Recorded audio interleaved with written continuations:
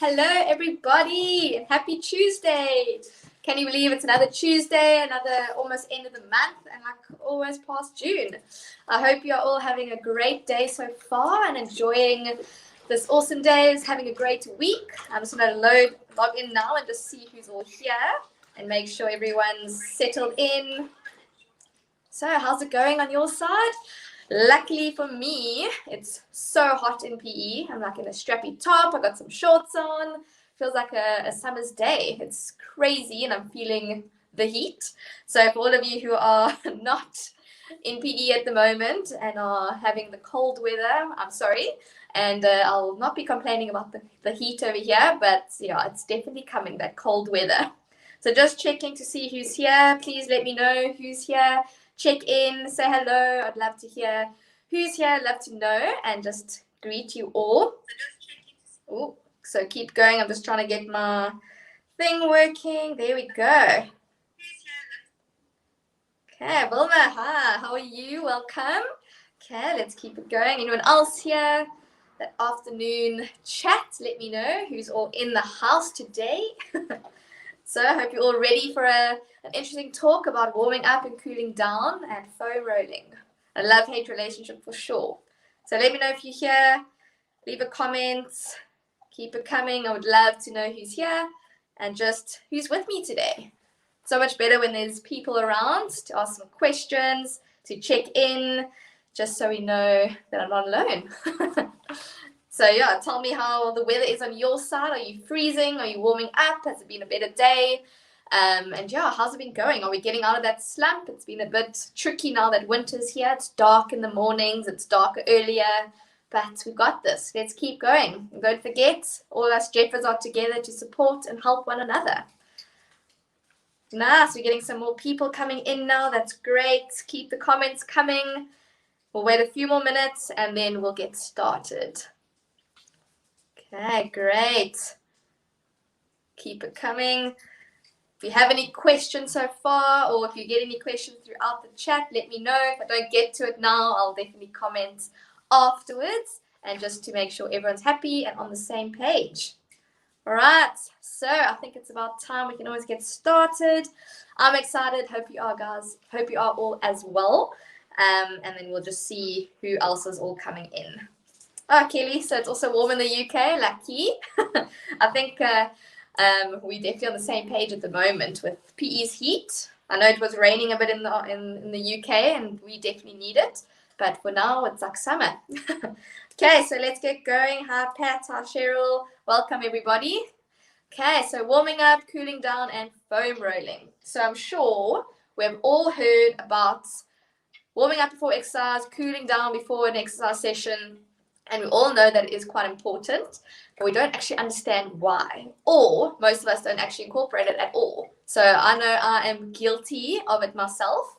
I always tell people exercise, stretching, warming up, cooling down are so important, but we often neglect the stretching side of things, or we don't actually have a cool down after a workout.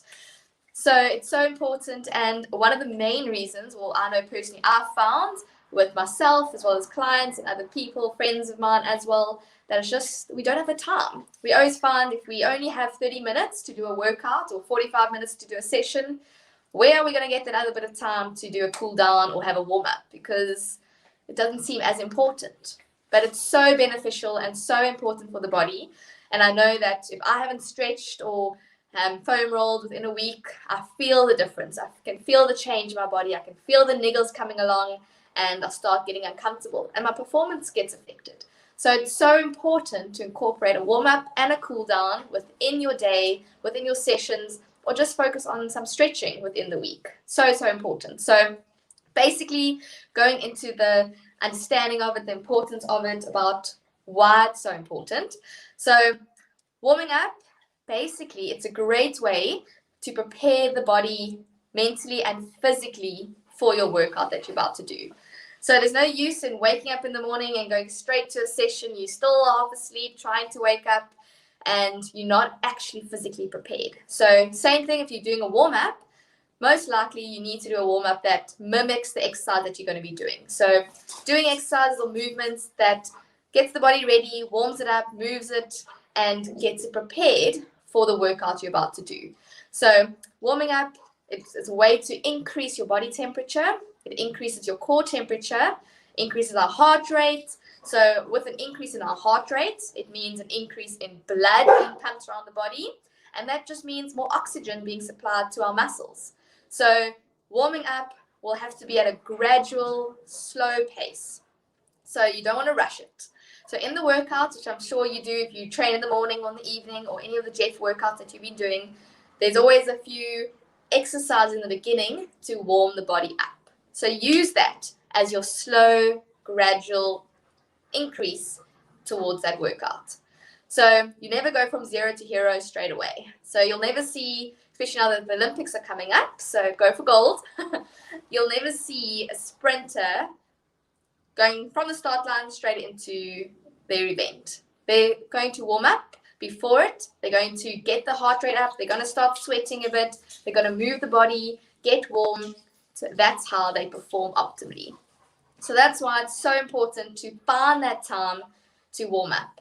So warm up in the session, it doesn't have to be a long process, at least 5 to 10 minutes before the session. Some people require a bit longer, some people require a short amount of time, but you want to get that body moving. You want to get it warmed up, feeling good, and preparing yourself for that session.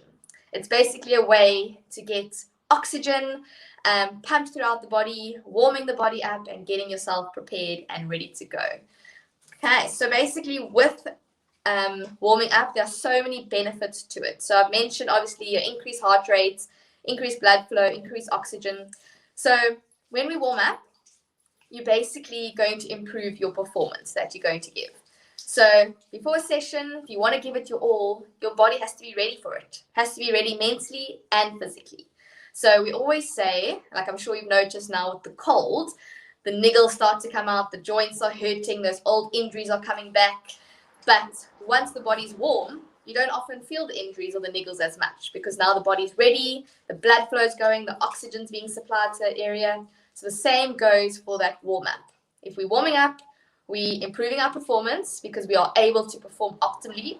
We have more oxygen, so our body can handle the increase in respiration. So the more we breathe, the more oxygen we're getting, the more blood flow, and the better performance. So with that, more blood is being transferred to our muscles, and that's how we are able to work out. So don't feel bad if you have to start off slow and gradual and increase to get into the session. So same thing with the workouts. If you are getting your star jumps in or your jumping jacks and you're struggling in the beginning, don't be disheartened about pushing the intensity or giving it your all in the beginning. Gradually increase it because by the time it gets to the main set or the main part of that workout, your body's going to be ready, you're going to be warm, and you're going to smash it. And that's what we want. All right. So basically, a warm-up can last between 5 to 10 minutes, as I mentioned. It can either be in the form of jumping jacks, it could be body weight squats, lunges, but you want it to be moving the body to get it warm, ready, and fired up. But a great way, which I personally love, and I'm sure most of you music lovers out there too would be the same, is play your favorite song. Whether if you're waking up at 5 in the morning, play your favorite song, or on your way home and you know you're going to be working out as soon as you arrive, pump the tunes, get the vibe, get the gears going, and just dance. Dancing is a way of moving your body. It's a way of increasing the heart rate. It's getting the breathing up, and it's getting you mentally prepared and excited for your session. So if you're struggling to get up in the morning, play that tune, play that song that you love, and get going. Move the body, get that motivation, and warm yourself up. Especially now when it's cold, as we say, get your gowns on, get the slippers on, train in your pajamas if you need to, or after a long day at work and you're cold, get the heater out. But just move the body, dance, be free, have fun, and just enjoy the process and build yourself up before that session. All right. So basically, the components of a warm-up, as I said, obviously 5 to 10 minutes before a session, and it should be specific or to the movements you're going to be doing. So move the body in the same kind of way that you're going to be exercising. So that's where the squats and the lunges come in, because we all know how many times we squat in a session and hand walkouts, all those kind of movements. And those are focusing on your big muscle groups. So that's so important to focus on that. Then you can also get more sport-specific based exercises. So say, for instance, you're a runner, you're on the running program, we always incorporate prehab exercise before it, or a slow jog. So once again, slow, gradual intensity, and then you build yourself up towards the main set. So you're never going to run at your best pace from the start. You're going to build yourself up towards that, and giving your body the chance to get the heart rate up, and to also not place unnecessary strain on our heart and our lungs, and to just be kind to it and build it up. All right. So the next thing, we also get specific warm-up. So say if you're an athlete, especially now going around Go for Gold, it's going to be great to watch the Olympics and see how all the athletes exercise and warm up. But basically, sport-specific warm-ups would be incorporating some dynamic movements that mimic the sport that you do, and then incorporating some drills. So if you're a hockey player, that would be dribbling, or be hitting the ball, those kind of movements. But for now, just focus on warming up the body and preparing yourself for that session. Okay, so basically that's the gist of warming up. Now, cooling down is basically the reverse of that, except obviously happens after the session. So cooling down is just a way to bring the body back to resting levels and what you had before you started exercising. So while you're exercising, whether it's vigorous intensity, whether it's a lit session, HIIT session, it's your heart rate is elevated. It's pumping that blood throughout the body to give you the oxygen, to give you the energy, and to just keep the body functioning during this intense period of time. So we don't want that heart rate to just drop suddenly. We want to bring it down gradually to resting levels, or even below the level you started with. And it's so important to cool down gradually afterwards, because if you don't, you might feel a bit lightheaded, you might feel a bit dizzy after a session, because you haven't given the body the chance to cool down properly. And that's why it's so good to either go for a nice walk after a session. So say you did a HIIT session or a lit session in the morning, go for a nice walk afterwards. It doesn't have to be a 5K walk. It can literally be around your living room or the area where you exercise. So that's a great way to bring the heart rate down, slow the breathing, bring the blood pressure down, and also to cool the body as well. Once you're done with that, then you can incorporate some stretching. And stretching is so important for the body. It's such a great way to improve our flexibility, as well as to bring your body back to resting levels, relaxed levels, and to also increase your range of motion. So I'll get more into the stretching now as we go. But for now, cooling down, it can also prevent injuries and also help with that term DOMS. So if you haven't heard DOMS, it basically stands for delayed onset muscle soreness. So if you're stretching or cooling down after a workout, it's a great way to make sure that the body's functioning optimally, bringing yourself to resting levels, and to also prevent any future injuries from occurring. Then DOMS, so totally normal to feel sore after a workout. You could be the fittest person around and a workout is still going to get to you and still going to make you sore. So if that happens, great. At least you know your body's working and moving in the right way. But that DOMS is not great the next day, and especially worse 2 days later. So stretching or cooling down after a workout just helps to lessen that delayed onset of muscle soreness or lessen the intensity of that stiffness. So just helps to bring the body back to resting levels.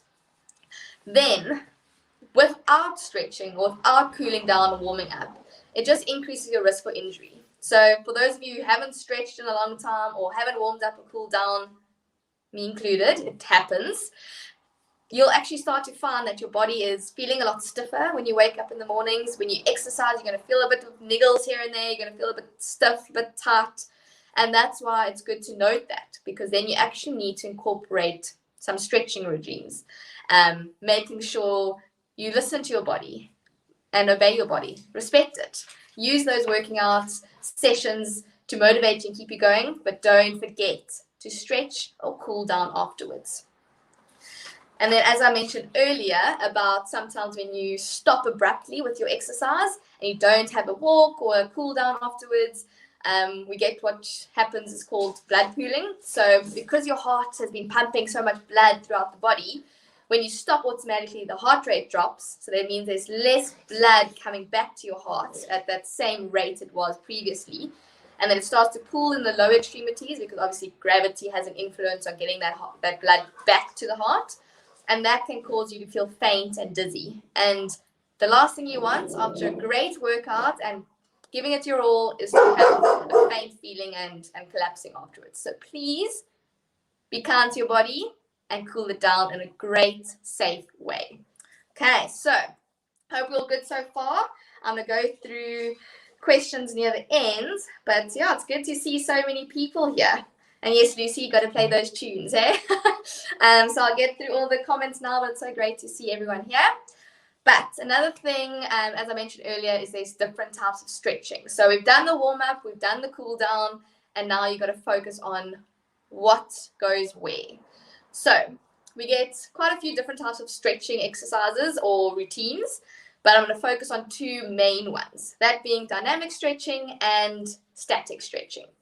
So dynamic is basically moving the body in a way to prepare for the exercise. So it's moving through your range of motion, it's getting the body nice and warm, and it's often, well, it is way better to do before a workout than after, because it's doing it before, as I said, warms up the muscles, gets the body moving, mimics the exercise you're about to be doing, and also gets the heart rate up, your breathing rate up, and get some sweat going. Okay, so you kind of want to get ready before the exercise, but also you don't want to be too fatigued that you won't be able to accomplish the session. So basically with dynamic warm-ups, it's more like sport-specific type movements, but allows you to mentally and physically prepare for the exercise. So these include your arm swings, your leg swings, your squats, your lunges, your jumping jacks, all the exercises we love, don't we? So focusing on getting the body warmed up and ready for action, basically. So that's dynamic, and we want to focus on keeping dynamic movements before the workout, because it's a great way to improve performance. It increases our speed and our power, and it just gets the body prepared for the exercise session. Then we get static stretching, which has often been quite confused, or a lot of people end up stretching statically before workouts, but I want to change that. We want to rather focus on doing that after a workout, because it's a great way to improve your flexibility, but it is also a way to bring the body back to resting conditions. So it improves your flexibility by lengthening those muscles, works through your range of motion, but it's in a safer way. So after your workout, you want to focus on static stretching, like the ones where you lying on the floor, reaching your legs to stretch out the hamstrings, stretching out the quads. So those kind of stretches that you can do afterwards. It's safer, there's little to no movement involved, and also it doesn't require a lot of energy to do. So it brings the body down to resting levels. As we mentioned earlier, that's what you want to do in a cool down. So stretching like that is so important because it allows the maximum amount of control and increases your flexibility. So stretching after a workout, you can either choose to do your own stretches or even just doing a yoga session, because yoga is so important to get the flexibility going and focusing on lengthening those muscles, becoming more flexible, and also just cooling the body down. So whether you decide to do your own static stretches after the session or do some yoga, either way that works. But another thing that I've also recommended a few times is often we are limited for time, which I totally understand. But we still want to stretch. If it's not every day, you kind of have to at least get it in 3 times a week. So focus on, if you can't stretch after a session, try and incorporate it in the evening, say before going to bed. But the main thing to remember is the muscles need to be warm. So have a hot bath, have a hot shower, warm those muscles up, and then have a nice relaxing stretch after. Because we don't want to stretch cold muscles, because that can lead to some injuries and some niggles. And that's why we start with dynamic stretches before a workout, because it gets the body warm and prevents the risk of injury. All right. So basically, those are the main 2 stretches we want to focus on. We also get ballistic stretching and PNF, But we're not going to focus on that now because that's more a risk of injury, and also you need some help with that. So if you have more questions on those kind of stretches, please let me know in the comments and I'll gladly explain. All right. So basically, bottom line is incorporate your warm-ups and your cool-downs into your sessions, because it's not only going to benefit you, it's going to help prevent the risk of injury. It's going to get you mentally and physically prepared for your workouts, and you're just going to be able to do a lot more for a longer time period overall. Now to the fun part of the foam roller. So I'm sure all of you have seen a foam roller or heard of it before. Not everyone has one because it's not many people know much about it, but it's something great to incorporate. If you don't have it, it's fine, focus on your stretches, but if you do, don't forget about it and don't leave it in the back of your cupboard. So foam rolling is basically like a form of myofascial release or deep tissue massage. So it's basically a piece of foam or a roll of foam, hard foam that helps stretching out tight tendons and ligaments and muscles, well, not ligaments, just tendons and muscles, to help take out all the knots, break down some scar tissue, and just help with the flexibility and stretching out of those muscles. So basically, a foam roller, you can get so many different types and sizes and different avenues, but for me personally, I enjoy a more smoother base foam roller. It's a love-hate relationship with these foam rollers. No one loves foam rolling because it's quite sore and quite painful, and because it really gets deep down into those muscles, more so than a stretch would do. But everyone's got their preference. You get foam rollers that are more smooth. You get foam rollers that have more knobs and ridges, which for me personally is too sore. So I'm a little bit of a weakling when it comes to that. But personally, foam roller is great to use. You even get different sizes. So I have this one where I travel with. It's great to fit into your bag, take with you wherever you go, and to not forget about the stretching or the foam rolling. So basically what happens is with the foam roller, it helps to break down those knots and the buildup of scar tissue we have after having like strenuous exercise, after maybe incorrect movement patterns, and the big one, stress. So sitting at your desk, at work, stressing, our muscles become tight and become tense, and everything just seizes. So stretching is so important for that, or yoga, cooling down, but a foam roller can just help get into those muscles a little bit more and getting in a bit deeper. So it's not comfortable, but it's great to incorporate it into a warm-up as well as a cool down. Personally, I prefer a cool down because then it goes in with the routine of relaxing, easing the muscles. But if you are feeling a bit stiff and a bit sore, it's great to bring into a warm-up as well, especially more sports specific. So there's so many benefits to using a foam roller. So it helps increase your range of motion and mobility. So it relaxes those tight muscles, helps lengthen and stretch out the muscles to incorporate some more flexibility. So the more mobile and more flexible you are, the better your performance. So that's also another benefit of foam rolling. It also speeds up recovery and helps with muscle soreness. So yes, it's sore at the time, but it just makes it a bit easier going forward in the week. If you decide to foam roll every day, that's great. You'll start noticing the differences.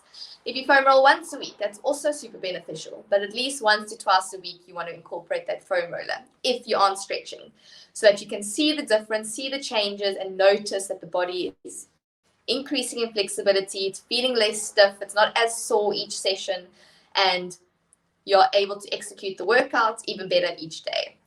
So it also can help with injury prevention. So often you'll find if you're a runner, you might get some RTB pain or some niggles here and there. Also when you're squatting, maybe you got some knee discomfort. Often with knee pain or discomfort, it can be from tight quads, unless you have an underlying knee injury, of course. But tight quads often pull up on that patella, and we don't realize that could be causing those niggles. So stretching the quads, foam rolling those quads, all super beneficial and definitely helps with relieving the pressure or the tension on our joints. So with foam rolling, the way to start is easy at first. So gradually progress into it. You apply your own body weight onto a foam roller. So ways to adjust it would be, so one example, put one leg on the foam roller, one leg on the floor, so you have a balance of your body weight. If that gets too easy or you're not feeling the change or the stretch, both legs onto the foam roller, using your hands to roll out the quads. So the calves. So that's a great way to change the body weight or the pressure onto the foam roller. So start off slowly, start off easy, and build it from there. So focus on about 10 seconds on that area, and then build up to about 30 to 60 seconds. And also focusing on your limits. We all have different pain thresholds, and we can only handle so much. If you're feeling the benefits, keep going. If you feel like it's sore and uncomfortable, have a rest, try a different muscle group, and then carry on again. So basically, you want to focus on those main muscle groups. So stick to your quads, your glutes, your calves, your hamstrings. They're so important. They're big muscles. They carry us. They help us walk. They help us exercise. And those are the ones you have to look after. But important things to remember. If you've never used a foam roller before, either reach out to me and I can give you some ideas, some advice. But the main things to remember, if you've got a serious injury like a muscle tear, break, anything like that, keep the foam roller on the side for now because you don't want to aggravate the injury.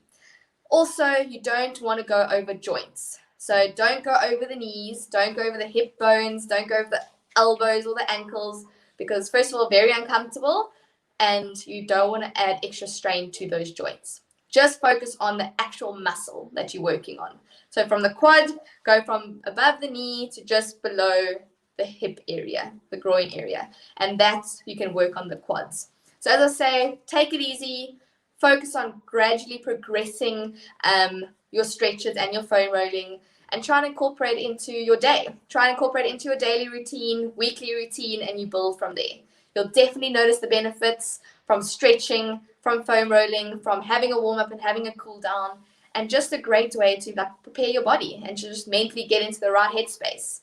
So if you have any questions, please let me know. I am going to have a look, but please focus on the stretching. If you can't get a stretch in, do some yoga. If you can't do that, have a stretch before going to bed and just reap the rewards and the benefits and such an important aspect of incorporating it into your workout. So thanks for joining, everybody. It's been so great to chat about warming up and cooling down, and definitely feel like I could cool down now with this heat wave that we're currently having. I'm currently just going to look at all the comments and see if there's any important questions I can answer now before time runs out and I can start babbling. Okay, so let's just see. It's so nice to see everyone. And I'm glad it's making sense. And I also am so happy to see everyone's loving their dancing and so happy that they're dancing instead of the just stretches. Doesn't have to be boring. Just do something you enjoy to get you going, get you motivated, get the muscles moving, get them nice and warm, and just starting off the day or your session on such a great note. And yeah, I'm glad that we've learned some things, that we're going to take the time to listen to our bodies, to incorporate some stretches, and to cool down. It's happens. As I said, I'm guilty of it too. I always say, oh, I don't have time for the stretch. I'll stretch later. Later comes, a day comes, a week comes, and then you start to feel the effects of not stretching. So let's make this a challenge for us all, myself included. We're going to incorporate some stretches. If we're not stretching, I'm going to do some yoga because it's also super important. So foam rolling. So foam rolling, you can, it's always good to stretch or foam roll on warm muscles. So you can kind of foam roll before a session, but I would suggest rather having warm muscles before doing that because stretching, foam rolling on cold muscles, you don't want to aggravate any injuries or any niggles because the muscles, when they're cold, they tense up and they're not fully relaxed. So that's why you kind of want to have warm muscles. So if you don't have time to warm up and you want to foam roll before, as I say, have a shower, hot bath, or even just rubbing the muscle itself to warm it up. That's already warm. So not in the greater sense for the whole body, but just in that specific area. So focus on that. Do some arm swings, leg swings to warm up the area before focusing on the stretches. So yeah, I think we getting there. Definitely also not a fan of stretching, but we got to do it. We got to incorporate it and just reap those benefits. So I think we are almost done, guys. We'll definitely comments and get back to all those questions that I haven't reached now. But thanks for everything. Thanks for joining. Hope you learned lots, and I hope you're going to incorporate some stretches into your routine. And don't forget to warm up, cool down, and just enjoy it. It's all part of the process and looking after yourself. Have a lovely Tuesday.